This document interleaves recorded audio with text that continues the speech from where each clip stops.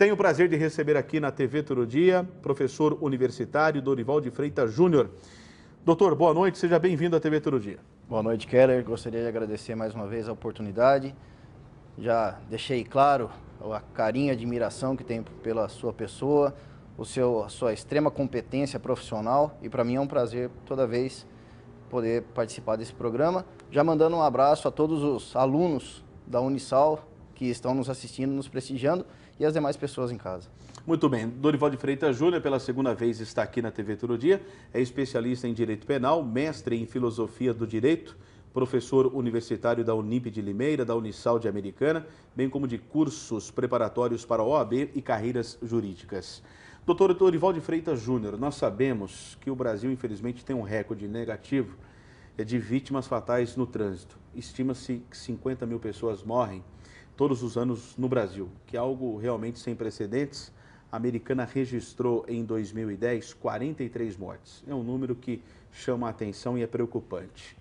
Agora, o que muito se questiona, quando acontece um acidente num grande centro em São Paulo, como ocorreu, envolvendo médico, envolvendo advogado, sempre chama a atenção. A própria imprensa é assim, né? O acidente de trânsito pode levar o causador, ou seja, o motorista que provocou a cadeia? O que diz o Código Penal? Olha, na verdade nós temos uma legislação especial que trata sobre o tema, que é o Código de Trânsito Brasileiro, o CTB. Independente do Código Penal Criminal? Isso, nós temos uma legislação especial que é o Código de Trânsito Brasileiro, o CTB, e subsidiariamente aplica-se as regras do Código Penal e Código de Processo Penal. Mas o CTB ele é bem claro e fala que quando você praticar algum crime que resulte em vítima, só não se imporá prisão em flagrante se você prestar integral socorro à vítima. Ou seja, se você for lá e socorrer a vítima, não se imporá prisão em flagrante nem se exigirá fiança. Agora, caso contrário, você não preste socorro à vítima, aí sim você pode ser preso em flagrante delito. Agora, essa questão do socorro, mas se o motorista é embriagado, né? Quer dizer, ele fica parado lá, não sei se ele vai conseguir acionar os socorros, no entanto. Como acontece isso? Então, aí salva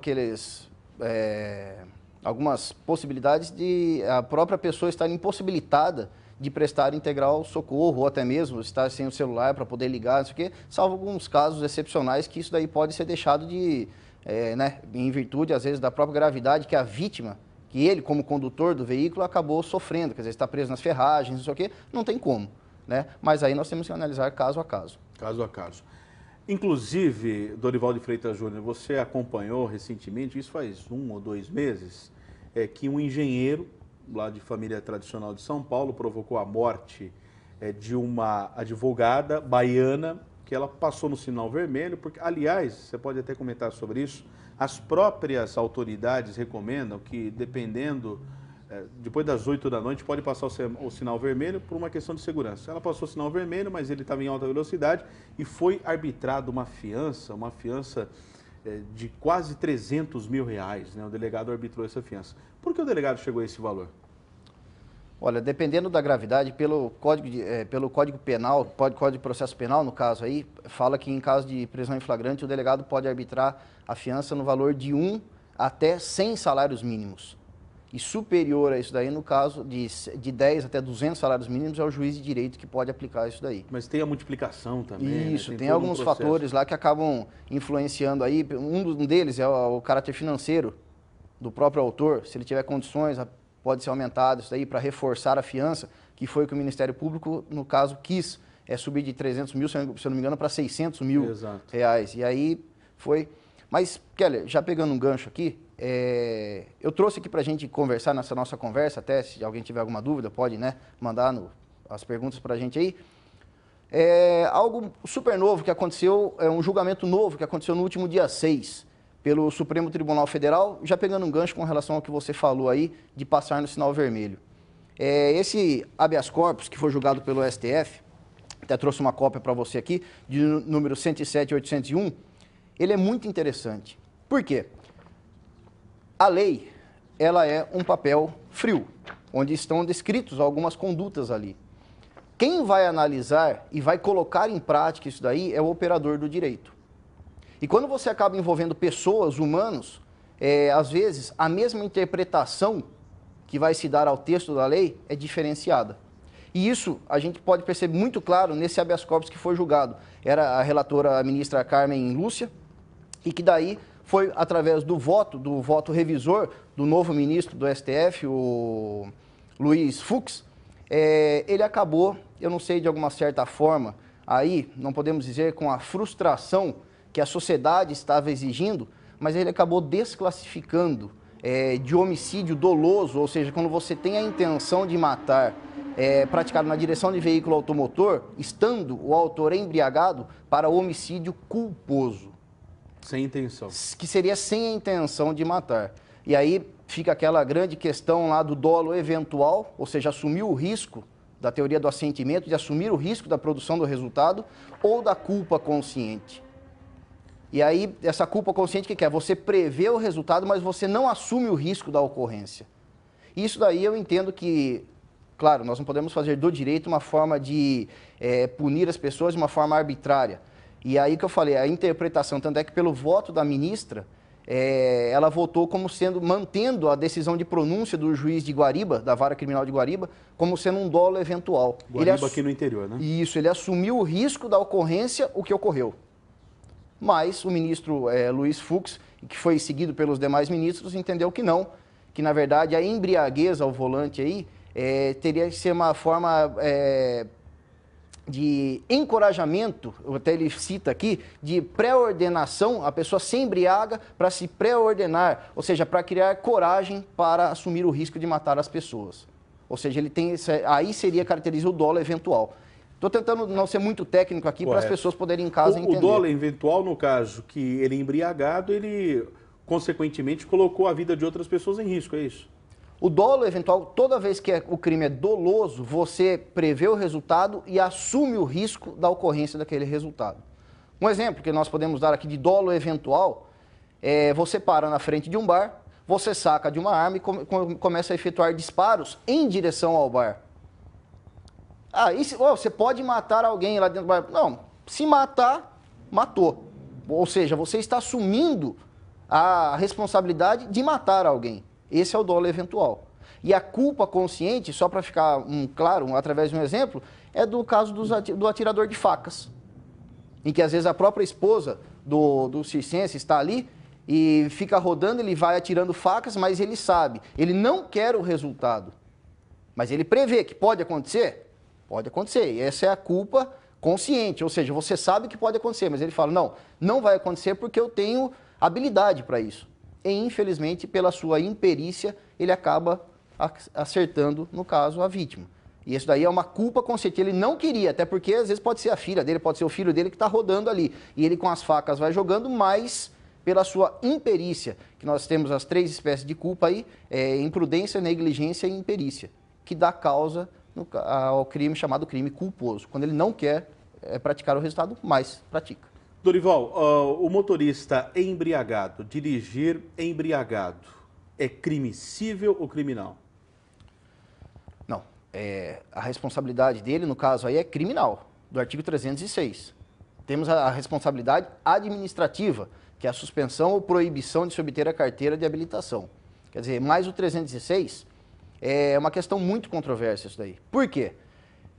Nós sabemos que, pelo princípio constitucional implícito, nós temos um princípio que fala que ninguém é obrigado a produzir prova contra si mesmo. O artigo 5º da Constituição. Né? O artigo 5º dos Direitos e Garantias Fundamentais, que é o princípio da nemo tenetur se detegere, ou seja, ninguém é obrigado a produzir prova contra si mesmo, além dos demais princípios constitucionais que nós temos, do silêncio, da não culpabilidade, ou mais conhecido como presunção de inocência, ou seja, pelo artigo 156 do CPP, lá fala, o dever de provar incumbe a quem alega.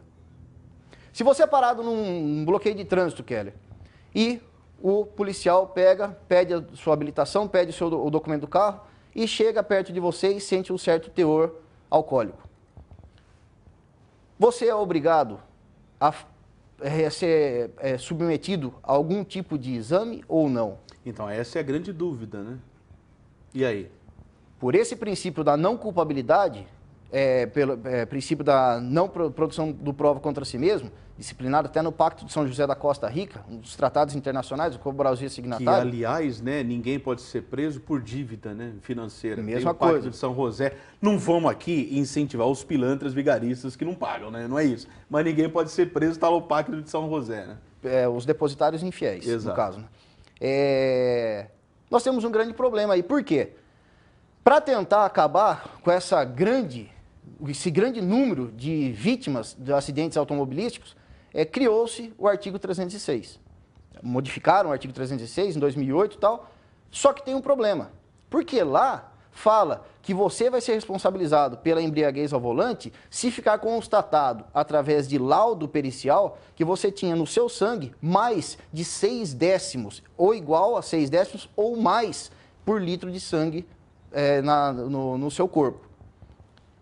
Aí o parágrafo único fala que o Poder Executivo Federal, através de decreto, que a gente chama de direito administrativo, que é o poder regulamentar, que é o chefe que o Executivo tem de regulamentar a lei através de decreto, editou esse decreto até que eu trouxe aqui para você, o decreto 6488 de 2008, que acabou criando o nosso chamado, a equivalência de teste de alcoolemia com relação à pessoa, que acabou criando o nosso aparelho de ar alveolar pulmonar, chamado etilômetro, que é o popularmente conhecido como bafômetro. Então, o cidadão, ele não deve produzir provas contra si mesmo. Então, se ele não quiser, ele não faz o teste, é isso?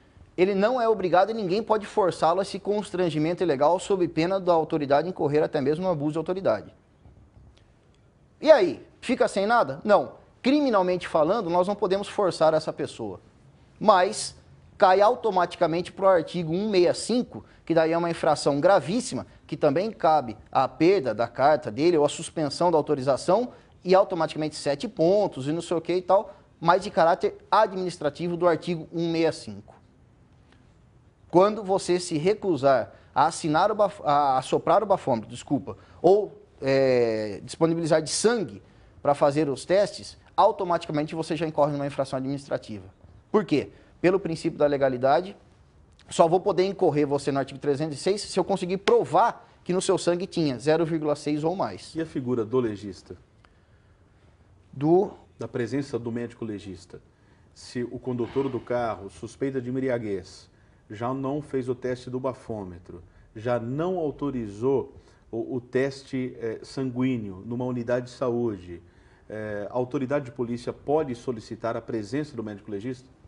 Na verdade, nós temos até no próprio artigo 165, que trata da infração administrativa, que se reporta ao artigo 277 do Código de Trânsito, que fala justamente isso daí, que outros meios de caracterização da embriaguez podem ser elaborados. Tipo, o teste elaborado pelo médico, no caso o legista, ou o próprio médico do centro de saúde, lá do pronto-socorro, é através do aspecto visual, do comportamento da vítima, do odor. Que só a figura do legista pode observar isso. Ou através de um médico.